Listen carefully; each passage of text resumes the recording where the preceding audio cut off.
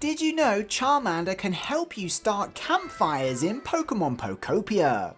Welcome to the Mythical Mori channel. Pokemon Pokopia is a brand new farming life sim and the first of its kind from the Pokemon series. And today we're breaking down 10 key features and secret details you may have missed from the real-time day-night cycle to facilities that have been confirmed. So let's jump straight in.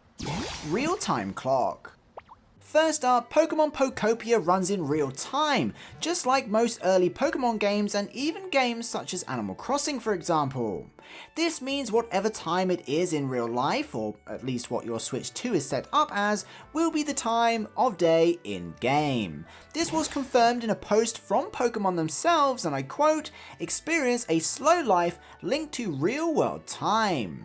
What's more is Pokemon Pokopia includes a day-night cycle which suggests different things will happen at different times of day, such as certain Pokemon sleeping and maybe even certain Pokemon spawning. Let me know what you think of the real-time day-night cycle in Pokemon Pokopia in the comments below.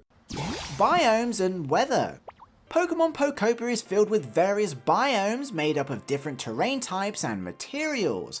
Some include grassy areas, bodies of water, rocky mountains, rock pools, tropical sandy deserts and beaches, and even what appears to be fiery lava. This of course all makes perfect sense when we consider Pokemon types.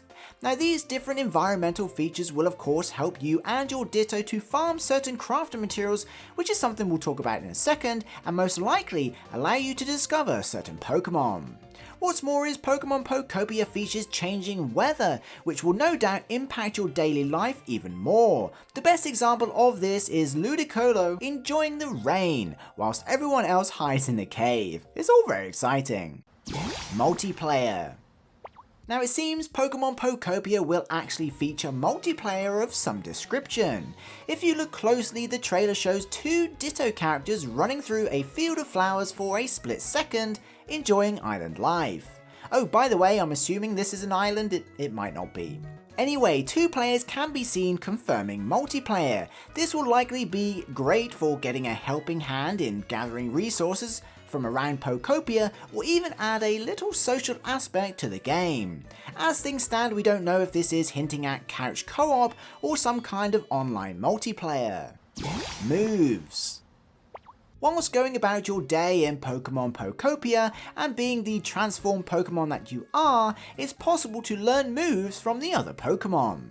So far we've seen the likes of Bulbasaur's Leafage, which allows players to spawn lush grassy areas, as well as Squirtle's Water Gun, which helps hydrate things. Plus there's Charmander's ability to light campfires too, amongst many others. Learning these moves will give you the abilities you need to grow things, harvest things, collect things, and even terraform things. Do you have a favourite Pokemon move? Let us know in the comments. Decorating. Now Pokemon Pokopia allows you to do more than simple crafting. It allows you to build structures and homes for your Pokemon. What's more is once you do, you have the ability to craft furniture for them and decorate the inside.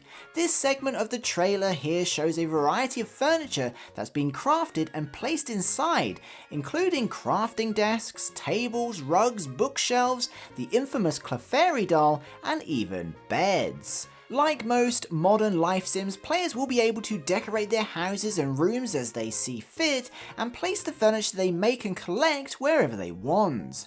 It's pretty cool, and I imagine some Pokemon would much rather sleep inside than out. Oh, and this room in particular features a wardrobe for example, which may even act as additional storage for items, but that's just me speculating. Terraforming. Whilst on the topic of crafting plots and building houses, we have to discuss terraforming. Pokemon Pokopia is a huge area filled with various biomes and terrain types, but what's even more exciting is players can completely terraform or renovate Pokopia however they like. This means terrains can be destroyed and likely farmed for resources, all whilst letting you customize the entire area and giving you full control over how your island looks. Here we see the player smashing through a lower tier collecting rocks to open up some space for furniture. Some other examples include constructing waterfalls in the mountains and docks on the beach. Again, terraforming is becoming a common mechanic in life sims, and this will likely open up Pokemon Pokopia to an infinite number of island layouts. Farming. As you'd expect with any farming life sim, Pokemon Pokopia features full-on farming mechanics. This includes tilling new areas so you can plant and grow crops, as well as attending to them and maintaining them until you harvest. Creating vegetable patches will be a key feature in Pokemon Pokopia as you grow foods and resources that will no doubt have plenty of uses. It will be easy to maintain them though with moves such as Squirtle's water gun to ensure everything grows as healthy as you'd hope. The farming mechanic isn't limited to these crops though, as trees exist that bear fruit. Oddly familiar, right? Anyway, what looks to be wheat can also be seen in the recent trailer, so it seems there will be all kinds of fruits, vegetables and crops to harvest. 63 Pokemon.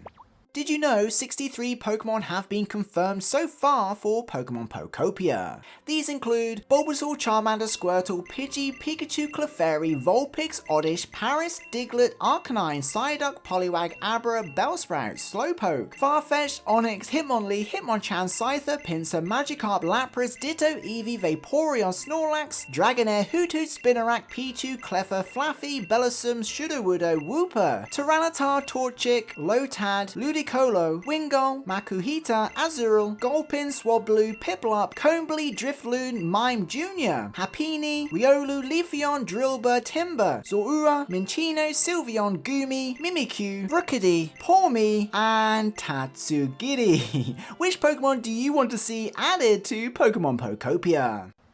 Cooking.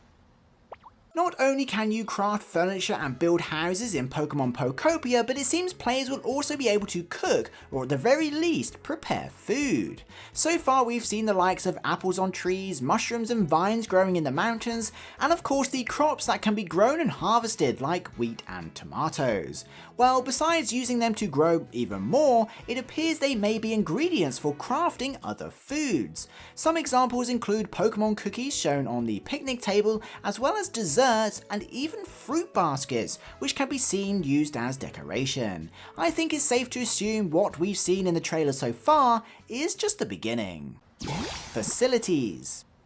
Now, we've already covered the fact we can customize our terrain and design the layout of our island, and we've also highlighted how we can build homes for our Pokemon and decorate them.